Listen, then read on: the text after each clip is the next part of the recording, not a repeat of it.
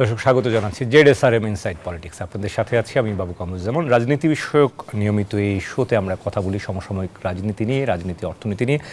অন্তর্বর্তীকালীন সরকারের 1 মাস পার হলো, অর্থাৎ যে সময়টাকে আমরা মধুচন্দ্রিমার সময়, হানিমুন পিরিয়ড বলছিলাম, সেই সময়টা আসলে যে অতিবাহিত হলো সেখানে নানা রকম চ্যালেঞ্জের মধ্য দিয়ে, বাধার মধ্য দিয়ে আসলে তাদেরকে পার হতে হচ্ছে। এখনও সেই চ্যালেঞ্জগুলো আসলে মোকাবেলা করতে হচ্ছে প্রতিনিয়ত। এবং এই সময়টাতে আমরা দেখতে পাচ্ছি একদিকে লোডশেডিং বেড়েছে, বাজার পরিস্থিতি নিয়ন্ত্রণের চ্যালেঞ্জ, আর্থিক খাতে সংস্কারের চ্যালেঞ্জ, এরকম বহুবিধ চ্যালেঞ্জের মধ্য দিয়ে কিন্তু এই সরকারকে পথ হাঁটতে হচ্ছে। সেই চ্যালেঞ্জগুলো নিয়ে আমরা কথা বলতে চাই আজকের আলোচনায়। আজকে আমাদের সঙ্গে স্টুডিওতে এই মুহূর্তে একজন অতিথি উপস্থিত রয়েছেন, আরও একজন অতিথি কিছুক্ষণের মধ্যে যুক্ত হবেন। আমরা পরিচয় করে দিচ্ছি। কবি হাসান হাফিজ আমাদের সঙ্গে রয়েছেন, সম্পাদক কালের কণ্ঠ এবং সভাপতি জাতীয় প্রেস ক্লাব। স্বাগত জানাচ্ছি আপনাকে। ধন্যবাদ। আমাদের সঙ্গে কিছুক্ষণের মধ্যে ডক্টর আসাদুজ্জামান রিপন যুক্ত হবেন, ভাইস চেয়ারম্যান বিএনপি। তার সঙ্গেও নিশ্চয়ই এই বিষয় নিয়ে কথা বলবো। আমরা যেটি বলছিলাম যে আজকে আলোচনার শিরোনাম আমরা সরকারের সামনে যত চ্যালেঞ্জ, এই শিরোনামে আসলে দর্শকদের সাথে আলোচনা করতে যাচ্ছি। এবং সেটি বলতে গিয়ে আপনার কাছ থেকে শুরুতেই জানতে চাইবো যে একজন সম্পাদক হিসেবে, একজন সাংবাদিক হিসেবে, একজন নাগরিক হিসেবে এই অন্তর্বর্তীকালীন সরকারকে 1 মাসে আসলে যদি মূল্যায়ন করবার, আমরা জানি যে এটা খুবই অল্প সময়, তবুও যদি মূল্যায়ন করেন, কেমন চলছে, কেমন করছে? আমি তো হতাশার কোনো কারণ দেখছি না। তাদের সামনে কিন্তু পাহাড় প্রমাণ চ্যালেঞ্জ। আপনি নিজেই বললেন যে আইনশৃঙ্খলা পরিস্থিতি আছে, দ্রব্যমূল্যের একটা সমস্যা আছে, সীমান্তে হত্যা আছে, শিক্ষাঙ্গনে অস্থিরতা আছে, পুলিশ বাহিনী এখনও সেইভাবে পুনর্গঠিত হয়নি। ভয়ঙ্কর একটা চ্যালেঞ্জের মধ্যে দিয়ে তারা যাচ্ছে, কিন্তু তার মধ্যেও তারা দেখেন মূল্যস্ফীতি সামান্য হলেও কমিয়েছে। জি। এবং চাঁদাবাজের যেই ধরন পাল্টেছে সেটাও তারা বলছে যে মানে হাত বদল হয়েছে কিন্তু একই রয়ে গেছে। সেখানে বোধহয় কিছুটা লাগাম টানা গেছে, কিছুটা কিন্তু আমাদের প্রত্যাশা অতিমাত্রায় বেশি। আপনি দাবি দেওয়ার যেই প্রেশার তাদের উপরে পড়ছে সর্বক্ষেত্রে আপনি দেখবেন। এই পোশাক শিল্প খাতে অস্থিরতা আছে, আনসারদের বিদ্রোহটা আমরা দেখলাম। তারপরে আপনি দেখেন যে সংখ্যালঘু একটা ইস্যু যেটা তৈরি করা হলো, সেটা দেশে এবং দেশের বাইরে মিডিয়াগুলিতে অতিরঞ্জন করা হলো। ফ্যাক্ট চেকের মাধ্যমে সেগুলি প্রমাণিত হয়েছে যে একটা অস্থিরতা উদ্দেশ্যমূলক ছিল, অবশ্যই একটু, এবং সেগুলি প্রমাণিত হচ্ছে যে পোশাক শিল্প খাতে যে সাম্প্রতিক অস্থিরতাটা করা হলো ষড়যন্ত্রের অংশ। সেখানে একজন গতকালকে একজনকে গ্রেপ্তার করা হয়েছে, উস্কানিদাতা ছাত্রলীগের কর্মী, এটা পুলিশই বলেছে। তার মানে যে পরাজিত যে স্বৈরাচার, তারা চেষ্টা করছে অস্থিরতা তৈরি করার জন্য। রন্ধ্রে রন্ধ্রে তাদের লোক বসে আছে, স্তরে স্তরে। কিছু কিছু রদবদল হয়েছে, কিন্তু এত ডিপ রুটেড এটা রাতারাতি কিন্তু আমরা আশা করতে পারি না যে জঞ্জাল মুক্ত। তো 15 বছরের যেই জগদ্দল পাথরের যে একটা অভিশাপ, সেই অভিসম্পাত থেকে মুক্তি পেতে কিন্তু আমাদের একটা সময় লাগবে। 1 মাস খুবই কম সময়। এর মধ্যে তারা গুছিয়ে নিচ্ছে। তাদের তো লক্ষ্য একটা সুষ্ঠু, অবাধ, গ্রহণযোগ্য নির্বাচন, এবং গ্রহণযোগ্য নির্বাচনের জন্য একটা ব্যবস্থা তৈরি করা, সেটা কিন্তু সময় সাপেক্ষ। এবং এর মধ্যে আপনি দেখেন যে দাবি উঠেছে সংবিধান পুনর্লিখনের, সংবিধান সংশোধনের। সেখানে এক ব্যক্তির হাতে, প্রধানমন্ত্রীর হাতে ক্ষমতা এত বেশি দেওয়া হয়েছে, ফলে তাকে স্বৈরাচারী হয়ে ওঠার একটা রাস্তা সাংবিধানিকভাবে তৈরি করে দেওয়া হয়েছে। এবং আমরা দেখেছি যে নির্বাচন ব্যবস্থা ভেঙে পড়েছে, বিচার ব্যবস্থা ভেঙে পড়েছে, শিক্ষা ব্যবস্থা ভেঙে পড়েছে। সব কিছু, কোনো কিছুর উপরে কোনো কন্ট্রোল নেই। এবং ক্ষেত্রে ক্ষেত্রে সিন্ডিকেট, সেগুলিকে ভাঙতে কিন্তু সময় লাগে। একটা কিছু গড়তে কিন্তু যত বেশি সময় লাগে, কিন্তু একটা সিস্টেম নষ্ট করে ফেলা হয় বছরের পর বছর ধরে। সেগুলিকে ক্লিয়ার করতে কিন্তু তাদেরকে সময়টা দিতে হবে। এবং আমাদের নিজেদের দায়িত্ব কিন্তু যার যার ক্ষেত্র থেকে আমরা যদি যথাযথ ভূমিকাটা পালন করি, সহিষ্ণুতার পরিচয় দিই, দেশপ্রেমের পরিচয় দিই, তাহলে তাদের সহায়তা যদি করি, সব মিলিয়ে কাজটা সহজতর হয়। শুধু সরকারের উপরে দায় চাপিয়ে আমি যদি আগের মতোই আমার মানসিকতাটা না বদলাই, তাহলে তো কোনো লাভ হবে না। সমস্ত এই রক্তপাত, এই অভ্যুত্থান, এই যে সর্বপ্লাবী যে একটা বিপ্লব, সেটা ব্যর্থ হয়ে যাবে। এটা সুফল কিন্তু আমরা তখন ঘরে তুলতে পারবো না। আবার যদি এটা ব্যর্থ হয়ে যায়, তাহলে 50 বছর কিংবা 100 বছর হয়তো লেগে যাবে এই ধরনের একটা সুযোগ পাওয়ার জন্য। কিন্তু আমরা তো সেটা, উই কান্ট অ্যাফোর্ড দ্যাট। আমাদের দেশটাকে সংস্কার করতে হবে, রাজনীতিকে সংস্কার করতে হবে, আমাদের মানসিকতাটা বদলাতে হবে। আমরা যেন একটা অন্যায় মুক্ত, বৈষম্য মুক্ত, অনাচার মুক্ত, স্বৈরাচার মুক্ত একটা সমাজ, একটা দেশ যেন আমরা গড়ে তুলতে পারি। আমাদের ছাত্ররা সেই দীক্ষা আমাদেরকে দিয়েছে, দিক নির্দেশনা দিয়েছে, তারা প্রাণ দিয়েছে, সাধারণ মানুষ প্রাণ দিয়েছেন এই অভ্যুত্থানে।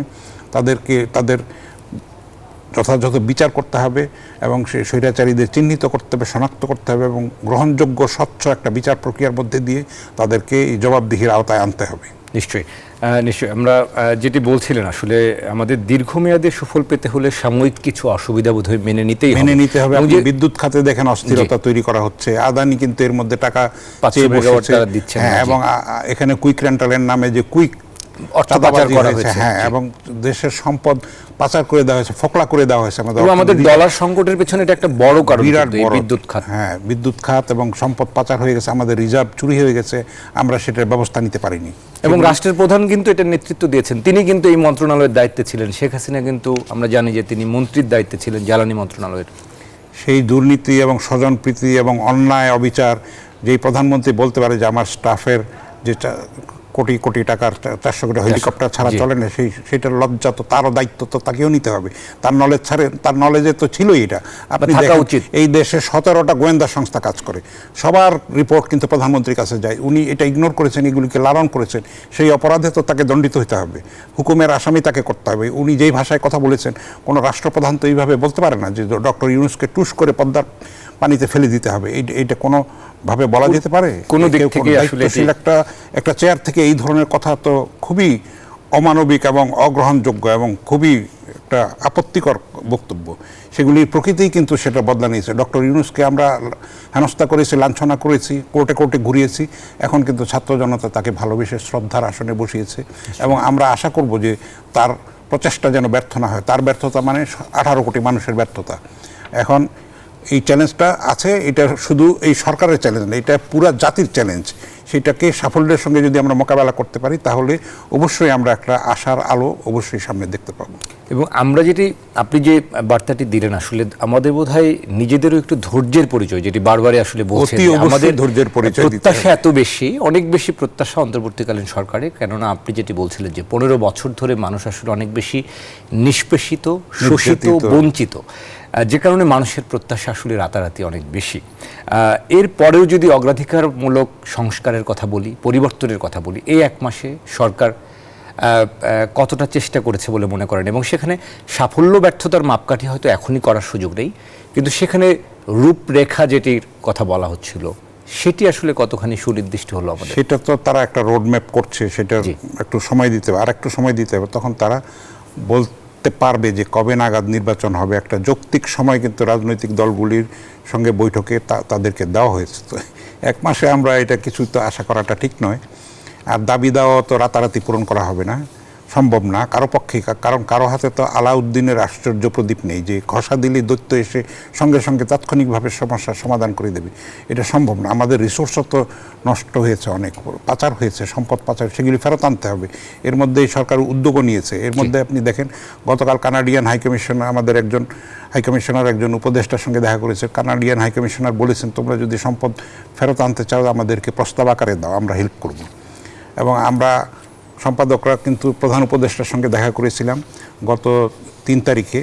উনি বলেছেন যে আমাদেরকে সমালোচনা করবেন আপনারা, আমাদের ভুল ত্রুটিগুলি ধরিয়ে দেবেন, আমাদেরকে মোসাহেবি করার প্রয়োজন নেই, আমাদের হেল্প করেন যাতে আমরা কাজগুলি করতে পারি, এবং আপনারা জনসাধারণের কথাগুলি তুলে ধরেন। কতদিন তারা সময় আমাদেরকে যতখানি দেবে ততক্ষণই আমরা কাজ করব। জোর করে আমরা বলেছি যে আমাদের তো সহিষ্ণুতা কম, আপনাদেরকে খুব বেশি সময় দেবে না। তো এখন হয়তো আমরা অ্যাবসলিউট 100% পাবো না, যতখানি আমরা পেতে পারি, কিন্তু সেটার জন্য কিন্তু প্রত্যেক নাগরিকেরই আমি মনে করি দায়িত্ব আছে। প্রত্যেকটা পেশার, প্রত্যেকটা শ্রেণীর, প্রত্যেকটা মানুষের সবার দায়িত্ব আছে এটাকে যাতে এই সাফল্যের দিকে আমরা নিয়ে যেতে পারি। নিশ্চয়ই যেটি বলছিলেন যে নাগরিকদেরও আসলে একটু ইতিবাচক ভূমিকা রাখা, নিজেদেরকে একটু পরিবর্তনের পথে যাওয়া, পরিবর্তন করা দরকার আছে। আমরা একটু যদি বলি যে এই অন্তর্বর্তীকালীন সরকারের সামনে আমরা আজকে যত চ্যালেঞ্জের কথা বলছি, সেখানে আসলে আইন শৃঙ্খলা পরিস্থিতি নিয়ে এক ধরনের হতাশার কথা শোনা যায়। কেউ কেউ হয়তো বলে থাকেন যে আইন শৃঙ্খলা পরিস্থিতি এখনো অবনতি হয়েছে, উন্নতি হয়নি, প্রশাসন এখনো অনেকটা নিয়ন্ত্রণে নেই।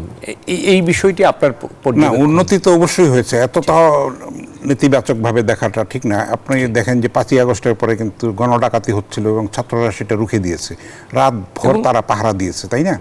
ট্রাফিক তারা কন্ট্রোল করেছে, তারা বৃক্ষরোপণ করেছে। তাদের দায়িত্ব কিন্তু স্বৈরাচারের পতনের সঙ্গে সঙ্গে শেষ হয়ে যায়নি। তারা স্কুল কলেজে তারা ফিরবে, তাদের প্রধান কাজ হলো পড়াশোনা করা। কিন্তু আমার মনে হয় এই একটা রক্ষা কবচ হিসেবে, একটা ভ্যানগার্ড হিসেবে, প্রহরী হিসেবে তাদের সেই দায়িত্বটা অতিরিক্ত পালন করতে হবে, যেন এই সরকার কিংবা ভবিষ্যতে যারা রাজনীতিতে আসবে, দেশ চালাবে, তারা যদি একটু ব্যাপথু হয়, মানে বিপথগামিতা যদি তাদের মধ্যে আসে, বিচ্যুতি আসে, তাদের মধ্যে যদি স্বৈরাচারী প্রবণতা গড়ে ওঠে, সেটাকে চেক করার জন্য ছাত্রদের ভূমিকা পালন করা দরকার আছে এবং মানুষকেও সচেতনতার পরিচয় দিতে হবে। আপনি দেখেন যে অতীতে যেই কয়েকটি নির্বাচন হয়েছে, একটা রাতের ভোট হয়েছে, বিনা প্রতিদ্বন্দ্বিতার নির্বাচন হয়েছে, ডামি নির্বাচন হয়েছে, মানুষ কিন্তু ভোট দিতে পারেনি, সত্যিকারের জনপ্রতিনিধি কিন্তু নির্বাচন আমরা করতে পারিনি। এবং আপনি দেখবেন কালো টাকার মালিকরা, ব্যবসায়ীরা কিন্তু 60% উপরে সংসদ সদস্য হয়েছে, তারা না জানে লেখাপড়া। এটা ঢালাওভাবে বলাটা ঠিক না, কিন্তু বাস্তবতাটা হচ্ছে এরকম। সেখানে মেধাবী লোকেরা, দেশপ্রেমিক লোকেরা, সৎ যোগ্য লোকেরা কিন্তু উপেক্ষিত হয়েছে। তো এখন আমরা আশা করব যে হয়তো ভবিষ্যতে যে নির্বাচন হবে সেখানে স্বচ্ছতা থাকবে, নিরপেক্ষতা থাকবে, অবাধ একটা পরিবেশ থাকবে এবং বিশ্বের কাছে একটা গ্রহণযোগ্য, সম্মানজনক একটা নির্বাচন আমরা পাবো এবং আমরা আমাদের নেতা নির্বাচন করতে পারবো, তারা দেশটাকে এগিয়ে নিয়ে যাবে সামনের দিকে। নিশ্চয়ই। কবি হাসান হাফিজ, একটু জানতে চাইবো যে আমরা দেখছি যে রাস্তাঘাটের যে পরিস্থিতি, বিশেষ করে আইন শৃঙ্খলার কথা এই কারণে বলছিলাম যে ঢাকার যানজট অস্বাভাবিক মাত্রায় বেড়েছে এবং আমি নিজে আজকে বিকেলে অ্যাসাইনমেন্ট কভার করে ফিরছিলাম অর্থ উপদেষ্টার, সেখান থেকে 1.5 ঘন্টা যাওয়ার পথে, আসার পথে 1.5 ঘন্টা, এবং তীব্র একটা অস্বস্তিকর পরিস্থিতি, নাগরিক দুর্ভোগ। এই জায়গাগুলোতে বোধহয় একটু আশু সমাধানের উদ্যোগ নেওয়া যেতে পারে মনে করেন কিনা? সেখানে কি কোথাও মনে হয় যে আইন শৃঙ্খলা বাহিনী আসলে যথাযথ ভূমিকা রাখছেন না? তারা না, রাখছে না সেরকম। কারণ আপনি দেখেন সেখানেও দলীয়ভাবে নিয়োগ করা হয়েছিল, এখন অনেকে ফিরেও আসেনি, চাকরিতে ফিরে আসেনি এবং ট্রাফিক পুলিশের শর্টেজ আছে। এবং শুধু ট্রাফিক পুলিশকে দোষ দিলে তবে না, নাগরিক হিসেবে আমরাও কিন্তু ট্রাফিক আইন মানি না, আমরাও কিন্তু অধৈর্য হয়ে যাই, একটা লাইনের জায়গায় 3টা লাইন করে ফেলি, ফলে একটা সমস্যা তৈরি হয়ে যায়। আর রাত্রে আরও সমস্যা হয়, ছাত্রদের আন্দোলনের, বিভিন্ন পেশাজীবীদের আন্দোলনের ফলে রাস্তাঘাট আটকে যায়, রাস্তাঘাট বন্ধ হয়ে যায়। পলিটেকনিকে গতকাল হয়েছে, সেখানে রাস্তাঘাট বন্ধ ছিল 6 ঘন্টারও বেশি। এবং একটা হয় কি, এক জায়গায় যদি স্টাক আপ হয়ে যায় তাহলে সেটার প্রভাবটা কিন্তু আশেপাশের এলাকাতেও ঢাকাতেই পড়ে যায়। হ্যাঁ, এবং সেটাতে কর্মঘণ্টা নষ্ট হয়, মানুষের রোগী থাকে, জরুরি কাজ থাকে, হাসপাতাল থাকে, ফ্লাইট ধরার ব্যাপার থাকে, সেগুলি বিলম্বিত হয়, তাই না? একটা সুশৃঙ্খলা। আর ঢাকা শহর তো এত বেশি চাপ মানুষের, ফলে যদি একটু আলটিমেটলি এটাকে ডিসেন্ট্রালাইজ করতে হবে, আপনার অনেক কিছু বাইরে নিয়ে যেতে হবে। আপনি দেখেন পাশের দেশ কলকাতায়, সেখানে কিন্তু সন্ধ্যা 7টার মধ্যে সবাই, অনেকে কিন্তু লক্ষ লক্ষ লোক কিন্তু ট্রেনে করে ফিরে যায়, সাবার্বে তারা থাকে, অন্য জেলায় থাকে। তো সেইভাবে যাতায়াত ব্যবস্থাটা সেইভাবে হলে তো তখন আমাদের দেশে এরকম সৃষ্টি হবে। সেটা আসলে রাজনৈতিক সরকারের দায়িত্ব ছিল, সেটা আসলে কখনো করা হয়নি। যে কবি হাসান হাফিজ, আমরা আরো কথা বলবো, আমাদের সঙ্গে ডক্টর আসাদুজ্জামান রিপন যুক্ত হবেন। একটা বিরতির এবার সময় হয়েছে, বিরতি থেকে ফিরে এসে আরো কথা বলছি। দর্শক, জেডএসআরএম ইনসাইড পলিটিক্সে একটা বিরতি নিচ্ছি, সরকারের সামনে যত চ্যালেঞ্জ নিয়ে আরো কথা বলছি।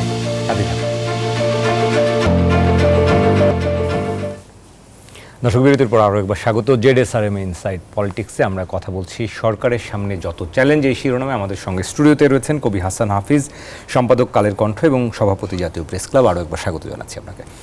আমরা বিরতির আগে আসলে সরকারের অনেকগুলো চ্যালেঞ্জ নিয়ে আসলে আমরা কথা বলছিলাম। এই যে সরকারের কাছে এত দাবি দেওয়া, এত চ্যালেঞ্জ আসলে মোকাবেলা করে মাত্র 1 মাস সময় পার করেছে, কিন্তু একটা প্রশ্নের জায়গায় একটু আপনার কাছে জানতে চাইব, মূল্যায়ন, যে একটা নির্দলীয় সরকার এবং একটা রাজনৈতিক দল, কারা আসলে জনগণের জন্য বেশি ভালো কাজ করতে পারে অথবা বেশি সেবামূলক কাজ করতে পারে চাইলে, এবং সেটি নিয়ে একটু বলবেন কিনা? না, কাজ করতে চাইলে তো সবার যদি সদিচ্ছা থাকে তাহলে তো নির্দলীয় সরকারও করতে পারে, রাজনৈতিক সরকারও, কিন্তু আলটিমেটলি আমাদের দেশের কালচার তো সেটি বলে না, কখনোই রাজনৈতিক সরকারকে জনগণের জন্য আসলে করা। সেটা আমাদের সেই রাজনীতির মধ্যে সমস্যা ছিল, গলত ছিল। তো তারা সেটা ব্যক্তি স্বার্থে, গোষ্ঠীর স্বার্থে, দলীয় স্বার্থে ব্যবহার করেছে রাজনীতিকে। সাধারণ মানুষ উপেক্ষিত হয়েছে, তাদেরকে শোষণ করেছে, তাদেরকে সম্পদ লুণ্ঠন করেছে, দেশের বাইরে পাচার করেছে, দুর্নীতি করেছে, রন্ধ্রে রন্ধ্রে অপশাসন ঢুকিয়ে দিয়েছে। বিচার ব্যবস্থাকে নিজেদের খেয়াল খুশি চরিতার্থ করার জন্যে, প্রতিপক্ষকে ঘায়েল করার জন্য গুম খুনের রাজনীতি হয়েছে, ক্রসফায়ারের রাজনীতি হয়েছে, বিচার বহির্ভূত হত্যাকাণ্ডের ঘটনা ঘটেছে। সেগুলি, তার থেকে আমরা মুক্তি পেয়েছি আমেরিকার হস্তক্ষেপের কারণে, তারা যে স্যাংশন করেছে সেই কারণে। কোনো সভ্য দেশে তো বিচার বহির্ভূত হত্যাকাণ্ড হতে পারে না। আপনি এবং এই যে আয়নাঘর হ্যাঁ, আমাদেরকে হ্যাঁ, কি বার্তা দিল আসলে? সেটা তো বলা হচ্ছিল যে কাল্পনিক, কিন্তু সেটা দেখা গেছে যে সত্যিকারের বাস্তবতা আছে। এইখানে কিন্তু বহু মানুষ গুম হয়ে গেছে, তারা আর কোনোদিন হয়তো ফিরে আসবেন, তাদের আত্মীয় স্বজনরা লাশটাও দেখতে পায়নি, জানতেও পারেনি জীবিত আছে কি নেই। এইটা কি ধরনের একটা রাজনীতি হতে পারে যে কেয়ামত পর্যন্ত 2041 সাল পর্যন্ত কিংবা কেয়ামত পর্যন্ত একটা গোষ্ঠী এই ফেসিবাদী এই শাসন চলতে থাকবে? মানুষ তো সাধে তো আর রুখে দাঁড়ায়নি। কোটা সংস্কারটা কেন এবং তারা ধরে নিয়েছিল যে আমৃত্যু তারা এইভাবে চালিয়ে যেতে থাকবে এবং সেটার পেছনে কিন্তু মদতও ছিল। আপনি জানেন যে বহিঃশক্তিরও সেটার পেছনে মদত ছিল। সেগুলিও এখন মানুষ বুঝতে শিখেছে, বুঝতে পেরেছে, সচেতন হয়েছে। ভবিষ্যতে এইটাই আমাদের রক্ষা কবচ হবে, আমাদের স্বাধীনতাকে রক্ষা করার জন্য, আমাদের সার্বভৌমত্বকে রক্ষা করার জন্য।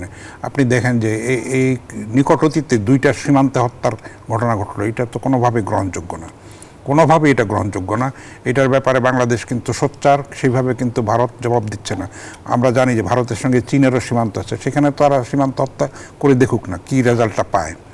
তারা ছেড়ে দেবে? চীনারা ছেড়ে দেবে? নিশ্চয়ই না। চীন তো অনেকখানি তাদের উপরে, কোথাও কি মনে হয় যে এই সময়টাই এটা করা এক ধরনের ষড়যন্ত্র বটেই। এবং আদানি যে চিঠি দিয়েছে বিদ্যুতের টাকা চাওয়ার জন্য, সেটাও তো, এবং বলা হয় যে চাপ তৈরি করা এক ধরনের, বলা হয় যে তারা হঠাৎ করে পানি ছেড়ে দিয়ে আমাদের আকস্মিক বন্যায় ওই যে একটা হলো যে ফ্ল্যাশ ফ্লাড হলো যেটা, সেটাও এখন কিন্তু আজকে আবার তাদের মধ্যে একটা চৈতন্য আসছে যে বাংলাদেশে কোনো রাজনৈতিক দলের সঙ্গে, নির্দিষ্ট দলের সঙ্গে তারা কাজ করবে না, জনগণের সঙ্গে কাজ করবে, সব সরকারের সঙ্গে কাজ করবে। এই রিয়েলাইজেশনটা ভারতের হচ্ছে, একটু দেরিতে হচ্ছে আর কি। সব কিছু বোধোদয় হয় হারানোর পরে। এখন কিন্তু এই সম্পর্কটা অত্যন্ত টানাপোড়েনের মধ্যে আছে। আপনি দেখেন ভারত তার সমস্ত প্রতিবেশীকে ক্ষিপ্ত করেছে। ছোট যে দেশ মালদ্বীপ, তারাও রুখে দাঁড়িয়েছে, নেপাল রুখে দাঁড়িয়েছে, ভুটান দাঁড়িয়েছে, পাকিস্তান তো চিরবৈরী আছেই। তো বাংলাদেশ ছিল একমাত্র তাদের সেই স্বামী স্ত্রীর সম্পর্ক তথাকথিত, যেটা মানে আগেকার পররাষ্ট্রমন্ত্রী বলেছিলেন, এবং শেখ হাসিনাও বলেছিলেন যে এই যা দিয়েছে এটাকে মানে চিরকাল মনে রাখবে। তো মনে রেখেছে, তাকে আশ্রয় দিয়েছে, অন্যভাবে আশ্রয় দিয়েছে। শেখ হাসিনাকে অবশ্যই বিচারের মুখোমুখি হতে হবে, এই গণহত্যার দায় তো তাকে নিতে হবে, এই হুকুমের আসামি তাকে করতে হবে, এবং সেটা স্বচ্ছতার সঙ্গে যে হাসিনারই তৈরি ট্রাইব্যুনালে তারই বিচার হবে। সেটাই হলো নিয়তির এটা প্রতিশোধ বলতে পারে। প্রতিশোধ। নিশ্চয়ই আমরা একটু জানতে চাইবো যে এই যে একের পর এক ঘটনা যেটি বলছিলেন, ভারতে বসে প্রধানমন্ত্রী কি এক ধরনের প্রতিনিয়ত এক ধরনের ষড়যন্ত্র, অর্থাৎ সাবেক প্রধানমন্ত্রী শেখ হাসিনা তিনি কি প্রতিনিয়ত সেখানে বসে ষড়যন্ত্র করার চেষ্টা অবশ্যই করছেন। এবং এই যে পোশাক খাতে অস্থিরতা, আপনি দেখেন যে এত বড় দল আওয়ামী লীগ, সেখানে কিন্তু শেখ হাসিনার অনুপস্থিতিতে দলটাকে কিন্তু এখনো ব্যান করা হয়নি, কিন্তু নতুন কমিটি হয়নি। এর নেতৃত্বে কি আছে আমরা জানি না, তাই না? এবং আমাদের প্রধান উপদেষ্টা স্পষ্ট বলেছেন যে ভারতের যতদিন আমরা ফেরত না চাইবে ততদিন শেখ হাসিনাকে চুপ থাকতে হবে। তার কথাই হলো বিপজ্জনক। তার কূটনৈতিক পাসপোর্টও নেই, অন্য পাসপোর্টও নেই, কিন্তু সেখানে কয়েকদিন পরেই তার বৈধতা ফুরিয়ে যাবে, এবং তখন একটা ভারত তাকে নিয়ে বিপদে পড়বে। তাকে রাখলেও সমস্যা হবে, তাকে তাড়ানোর চেষ্টা করলেও সমস্যা হবে। এবং আমরা গণমাধ্যমের মাধ্যমে জানতে পেরেছি বেশ কয়েকটা দেশ শেখ হাসিনাকে রাজনৈতিক আশ্রয় দিতে অস্বীকৃতি জানিয়েছে। জি, কবির হাসান হাফিজ, অনেক ধন্যবাদ। আমাদের সঙ্গে দর্শককে জানিয়ে রাখি, দর্শক আমাদের সঙ্গে স্টুডিওতে এই মুহূর্তে যুক্ত হয়েছেন doctor Asaduzzaman Ripon, vice chairman BNP. আমরা অপেক্ষা করছিলাম তার জন্য। আমরা ডক্টর আসাদুজ্জামান রিপন আপনাকে স্বাগত জানাচ্ছি আমাদের আজকের এই আলোচনায়। আমরা জানি যে আসলে রাস্তাঘাটের যানজট নিয়েও আমরা আজকে আলোচনা করছিলাম, যে ভয়াবহ রকমের যানজট, অর্থাৎ সরকারের 1 মাস পেরিয়ে গেছে। আমরা অনেক রকম সরকারের চ্যালেঞ্জ নিয়ে কথা বলছি ডক্টর আসাদুজ্জামান। সেখানে আমরা দেখতে পাচ্ছি যে আইন শৃঙ্খলা পরিস্থিতি আছে, বাজারের নিত্যপণ্যের দাম নিয়ন্ত্রণে রাখার একটা চ্যালেঞ্জ রয়েছে, মানুষকে স্বস্তি দেওয়া, বিদ্যুতের দেখছি আমরা লোডশেডিং বেড়েছে, সব মিলিয়ে এই যে ট্রাফিক ব্যবস্থাপনা, সরকারের এই চ্যালেঞ্জগুলো নিয়ে আপনার কাছে একটু জানতে চাইবো যে যদিও 1 মাস হয়েছে অন্তর্বর্তীকালীন সরকারের, সব মিলিয়ে এই চ্যালেঞ্জ মোকাবেলায় আসলে সরকার কতটুকু দক্ষতার পরিচয় দিয়েছে বলে মনে করেন? ধন্যবাদ আপনাকে। আসলে দেখেন, সরকার তো নিঃসন্দেহে একটা চ্যালেঞ্জের মধ্যে পড়েছে, কারণ হচ্ছে যে আপনার পতিত স্বৈরাচারের সমস্ত স্ট্রাকচারই রয়ে গেছে, কোনটা আগের সরকারেরটা নাই। পুলিশ আগের, কিছু পদে পরিবর্তন আসছে, সর্বোচ্চ পদে 2-1জনকে আমরা, আর বাকিরা মন খারাপ কাজ করছে না। জি, প্রশাসন আগেরটাই, এমনকি আপনার মানে পতিত স্বৈরাচারের রেখে যাওয়া ক্যাবিনেট সেক্রেটারিজদের, তাই না, তো সমস্ত ক্ষেত্রেই যদি আপনি বলেন, শুধুমাত্র কিছু কিছু জায়গায় তার যত বেনিফিশিয়ারিজ আছে ছিল গত 15-16 বছরে, তিনি যাদেরকে বড় করেছেন অথবা তার আশ্রয় প্রশ্রয়ে যারা লুটপাট করেছে, সুবিধা নিয়েছে, তো কি পরিবর্তনটা হলো? তো এই ধরনের পরিস্থিতি আপনি যদি আশা করেন যে আপনার যানজট ঠিক হয়ে যাবে, আপনি যদি আশা করেন যে আপনার পুলিশ ঠিক মতো চলবে, তাই না? কোনো কিছু চলবে না, জাস্ট মানে উই আর টকিং, আমরা শুধু কথা বলছি, তাই না? তো না, আমরা কি ততটুকু সময়ও দিচ্ছি কিনা? আমরা অনেক বেশি প্রত্যাশাও করছি। সময় তো দিতেই হবে, জি। কারণ হচ্ছে যে এই সরকারটি তো আপনার ছাত্র জনতার গণ অভ্যুত্থানের অভিপ্রায়ের একটা সরকার, তাই না? তো এই সরকারকে আপনি যেমন এখন কথায় কথায় এ দাবি তুলছে, ও দাবি তুলছে, তো এত দাবি দেওয়া আগে কি করেছো? গত 15 বছর দাবি তুলো নাই কেন? বাংলাদেশের বিরোধী রাজনৈতিক দলগুলো যখন আন্দোলন সংগ্রাম করলো, তখন তোমাদের দাবি দাওয়াগুলো নিয়ে তোমরা সংহতি প্রকাশ করো, তখন তো করোনি, তাই না? এখন 1 মাসের মধ্যে আনসারের দাবি চলে আসে, এখন 1 মাসের মধ্যে ডিপ্লোমাদের দাবি চলে আসে, 1 মাসের মধ্যে আপনার মানে বিজেপিদের দাবি চলে আসে। এইখানে আমরা দেখি নাই নেচে গিয়ে এই সরকারের পাশে থাকার প্রতিশ্রুতি আমরা দেখি নাই। মৃত্যুর পরেও তো এই সরকারের মানে এই সরকার মানে ইমিডিয়েট পাস যে আপনার মানে যে গভর্নমেন্টের পতন ঘটলো, তাদের সাথে মৃত্যুর পরেও তো থাকতে চেয়েছে, তাই না? তো এই সমস্ত যারা আপনার তার সুবিধাভোগী যে প্রতিষ্ঠানগুলো, এই সুবিধাগুলো যে আপনার ইনস্টিটিউশনগুলো যে মানে ছিল, তাদের যে সমস্ত লোকজনগুলো, সেই লোকগুলো তো আছে, এবং এই লোকগুলো সবসময় চেষ্টা করবে সরকারকে সাবোটেজ করতে, এবং তাই করছেও। তাই আমি বলবো না যে করছে না।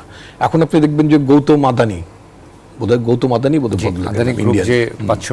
তিনি এখন টাকা পাওনা টাকার জন্য 1 মাসের মধ্যে এখন তার তর সহ্য হচ্ছে না। এই গভর্নমেন্ট আসলে 1 মাসের মধ্যে তিনি একই রীতিমতো প্রধান উপদেষ্টাকে চিঠি লিখে বসলে যে তার টাকাটা দিতে হবে। তা আগে আম্মুর কাছে চাও না কেন? তাদের আম্মু ছিল না, শেখ হাসিনা ছিল না? 25 টাকা করে বিদ্যুতের রেট নিয়ে আপনার মানে কন্ট্রাক্ট সাইন করেছে 25 বছরের জন্য। বাংলাদেশে শেখ হাসিনা এবং কোন দাঁড়ান, শেখ হাসিনা কি ধরে নিয়েছিল যে বাংলাদেশ 25 বছর পর্যন্ত বিদ্যুতে স্বাবলম্বী হবে না? ইতিমধ্যে তো বাংলাদেশের মানুষের গড় চাহিদা হচ্ছে আপনার 11 থেকে 12,000 মেগাওয়াট, সেখানে 25 না গড়ে 11,000-12,000 মেগাওয়াট, বিকজ উইন্টার তো আপনার বিদ্যুৎ এত লাগে না, সেজন্য বলছি 25,000-এর উপরে মেগাওয়াট বিদ্যুৎ অলরেডি আপনার ক্যাপাসিটি আছে। তারপরে আবার গৌতম আদানির কোম্পানির সাথে 25 বছরের জন্য চুক্তি করতে হলো, সো দ্যাট আপনার লাগুক আর না লাগুক তার বিদ্যুৎ কিনতে হবে, না কিনলে বসে বসে ক্যাপাসিটি চার্জ দিতে হবে। আমি তো আজকে আপনার এই প্রোগ্রামের মধ্যে যেটা বলতে চাই সেটা হচ্ছে যে এই গৌতম আদানির সাথে যে আপনার দেশ বিরোধী যে চুক্তিটা হয়েছে, জনস্বার্থ বিরোধী চুক্তিটা হয়েছে, এই চুক্তিটা ক্যান্সেল করতে হবে। আরেকটা সমস্যা হচ্ছে যে আমরা এখন দেখছি বিভিন্ন জায়গায় ডিসি পোস্টিং হচ্ছে, প্রশাসনের রদবদল হচ্ছে। রদবদল দরকার আছে, ঠিক আছে, যারা ওই সরকারকে টিকে রাখার জন্য, মানুষের মধ্যে জুলুম নিপীড়ন করার জন্য যারা দায়ী, তাদেরকে তো অবশ্যই সরাতে হবে, তাদের বিচার মুখোমুখিও করতে হবে। But at the same time আমরা যেটা দেখতে, যেমন আমি যদি বলি আপনার মুকেশ চন্দ্র মানে দাসটাল এরকম একটা কিছু নাম হবে, ঠাকুরগাঁয় ডিসি ছিল আওয়ামী লীগের আমলে, বাড়ি টুঙ্গিপাড়া, কথা গোপালগঞ্জ, বাড়ি টুঙ্গিপাড়ার ডিসি ঠাকুরগাঁয়ে, ঠিক আছে? দুর্নীতির জন্য তার প্রমোশন হয় নাই আওয়ামী লীগ আমলেই, দুর্নীতির কারণে, এবং তার এসিআরও খুব খারাপ। তাকে এখন তিনি পদবঞ্চিত কাতারে এসে তিনি ইতিমধ্যে অ্যাডিশনাল সেক্রেটারি হয়ে গেছেন। কেন ইমাজিন? এটা তো একটা নৈরাজ্য। তো সুতরাং আজকে পদবঞ্চিত তো যাদেরকে বিএনপি বা বিএনপি পন্থী বা বিরোধী দলের প্রতি সহানুভূতিশীল, অথবা অফিসারের সহানুভূতিশীলের কথা বলবো না, যাদের পরিবার পরিজনের মধ্যে কোনো ব্যাকরত ডিএনএ টেস্ট করে টোরে তারপরে আপনার চাকরিতে নিয়েছে, অথবা মানে পদোন্নতি দিয়েছে, অথবা বিভিন্ন জায়গায় পাঠিয়েছে, যখন দেখেছে যে এদের সাথে কোনো দূরবর্তী সম্পর্ক আছে বিরোধী দলের সাথে, তাকে পর্যন্ত প্রমোশনটা দেন। অনেক যোগ্য অফিসারগুলো রয়ে গেছে। আবার অফকোর্স আপনি বলবেন হাসিনার 15 বছরে যে 2-4টা যে আপনার মানে দুর্নীতিগ্রস্ত লোকজনও যে আপনার মানে অ্যাপারেন্টলি ফেয়ারলি হয়েছে, হয়নি, খুবই মানে সাজাপ্রাপ্ত হয়নি, বা তাদের প্রমোশন ঠেকেছে। এখন কি করছে যারা এই যে এখন যারা ন্যায্যত যারা মানে পদবঞ্চিত, তাদের মধ্যে দুর্নীতিগ্রস্ত লোকগুলো আওয়ামী লীগ আমলে যারা লুটপাট করে দুর্নীতিগ্রস্ত লোকগুলো এখন 2-3টা করে মানে অটো প্রমোশন নিয়ে যাচ্ছে। আর হোয়াট ইজ দিস, কি অবস্থা? তো আপনার এই সমস্ত মুকেশ চন্দ্ররা যখন আপনার প্রশাসনে থাকবে, আবার এখন মানে আপনার মানে রংটা বদলে যাবে, তো সেখানে তো আপনি নৈরাজ্য দেখবেন, বিশৃঙ্খলা দেখবেন, উস্কানি দেখবেন, নানান কিছু দেখবেন। তার মানে সরকারকে অনেক বেশি সতর্ক হয়ে কাজ করতে হবে। আমরা ডক্টর আসাদুজ্জামান রিপন আরেকটা বিরতি নেবার আমাদের আসলে সময় হয়েছে, বিরতি থেকে ফিরে এসে এই চ্যালেঞ্জগুলো নিয়ে আমরা কথা বলতে চাই। দর্শক, জেডএসআরএম ইনসাইড পলিটিক্সে আরেকটা ছোট্ট বিরতি নিচ্ছি, ফিরবো একটু পর, আশা করি সাথে থাকবেন। দর্শক, আরেকবার স্বাগত জেডএসআরএম ইনসাইড পলিটিক্সে। আজকে আমরা কথা বলছি সরকারের সামনে যত চ্যালেঞ্জ নিয়ে। আমাদের সঙ্গে স্টুডিওতে দুজন রয়েছেন, doctor Asaduzzaman Ripon, vice chairman BNP, এবং আমাদের সঙ্গে রয়েছেন কবির হাসান হাফিজ, সম্পাদক কালের কণ্ঠ, সভাপতি জাতীয় প্রেস ক্লাব। আরও একবার স্বাগত আপনাদের দুজনকে। আমরা ডক্টর আসাদুজ্জামান রিপন, আপনাকে দিয়ে শুরু করতে চাই। আমরা আপনার কাছে একটু জানতে চাইব যে এই অন্তর্বর্তীকালীন সরকারের অনেক চ্যালেঞ্জ আসলে, সেখানে বিএনপি আসলে কিভাবে এখানে সহযোগিতা করতে পারে, এবং আমরা দেখেছি যে অনেক সময় বিএনপি মাঠ পর্যায়ে যেন চাঁদাবাজির বিষয়ে অনেক সময় অভিযোগ উঠেছে। সেই জায়গা থেকে রাজনৈতিক দল হিসেবে আপনারা কিভাবে এই অন্তর্বর্তীকালীন সরকারকে কিভাবে সময় দিতে চান, কিভাবে সহযোগিতা করতে চান, এবং তাদের সামনে যেহেতু অনেক প্রত্যাশা, মানুষের প্রত্যাশা অনেক, তারা আসলে কিভাবে আপনাদের কাছে? ধন্যবাদ আপনাকে। এখানে আপনি দেখবেন যে বিগত যে সরকারটা ছিল, যে আমরা যেটাকে স্বৈরাচারী সরকার, শেখ হাসিনার নেতৃত্বাধীন এই সরকারটির সময় প্রচণ্ড দুর্নীতি হতো।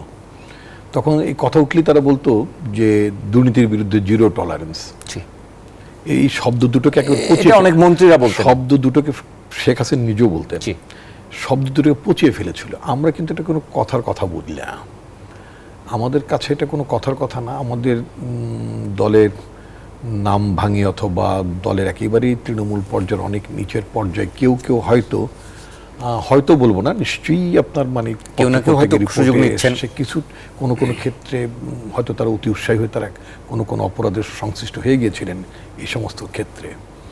তো আমরা কিন্তু শোনা মাত্রই, জানা মাত্রই কিন্তু আমরা তাদের বিরুদ্ধে ব্যবস্থা নিয়েছি, এবং দৃশ্যমান ব্যবস্থা নিয়েছি।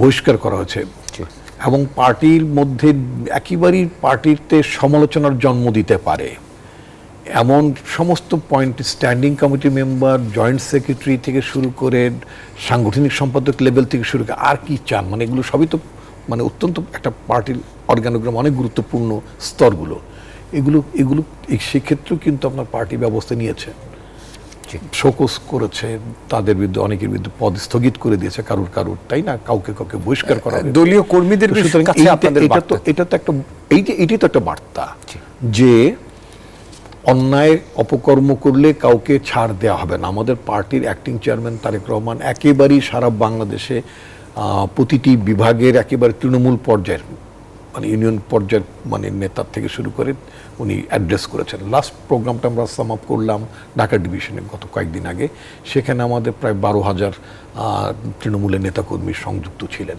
সেখানে খুব স্ট্রেইট তিনি বলেছেন যে পার্টি ভাবমূর্তি ক্ষুণ্ণ করতে পারে এমন কোনো কাজের সাথে সংশ্লিষ্ট তাদের বিরুদ্ধে কঠিন ব্যবস্থা নেওয়া হবে। নতুন করে আমরা কিন্তু কমিটি করছি না, পুনর্গঠন করছি না, কারণ এর মধ্যে যদি আবার পতিত স্বৈরাচারের কোনো লোকজন যদি ঢুকে পড়ে, সেজন্য তো আমরা কিন্তু কমিটি গঠন করা বন্ধ রেখেছি। আমাদের যে নতুন বাংলাদেশের আকাঙ্ক্ষা, তরুণ প্রজন্মের এই যে পরিবর্তন, এই যে অভ্যুত্থান, সেখানে আসলে বিএনপির পুরনো ধ্যান ধারণা থেকে বেরিয়ে এসে সেই আকাঙ্ক্ষা পূরণে কতখানি আসলে বারবার বিএনপির কাছে আকাঙ্ক্ষার কথা বলছেন। বিএনপি এই জনগণের আকাঙ্ক্ষা অনুযায়ী বিএনপির একটি সংস্কার কর্মসূচি আছে।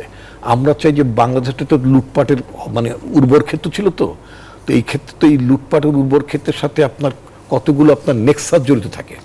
এর মধ্যে প্রশাসনের লোকেরা থাকে, পুলিশের লোকেরা থাকে, ব্যবসায়ীরা থাকে, আমলারা থাকে, অফকোর্স রাজনীতিতে। দিস ইজ দ্য নেক্সাস, একটা চক্র। এই চক্রটা বাংলাদেশের যে গণঅভ্যুত্থানটা সংগঠিত হলো, এই চক্রটা বাংলাদেশের জনগণ ছাত্র সমাজ ভাঙতে চেয়েছে। যেই নেক্সাসটা দুর্নীতির যোগ ছিল, সেটা আমলা হোক, পুলিশের লোক হোক, ব্যবসায়ী হোক, রাজনৈতিক লোক হোক, কারণ একজন আরেকজন সহযোগিতার অপকর্মগুলো হয়।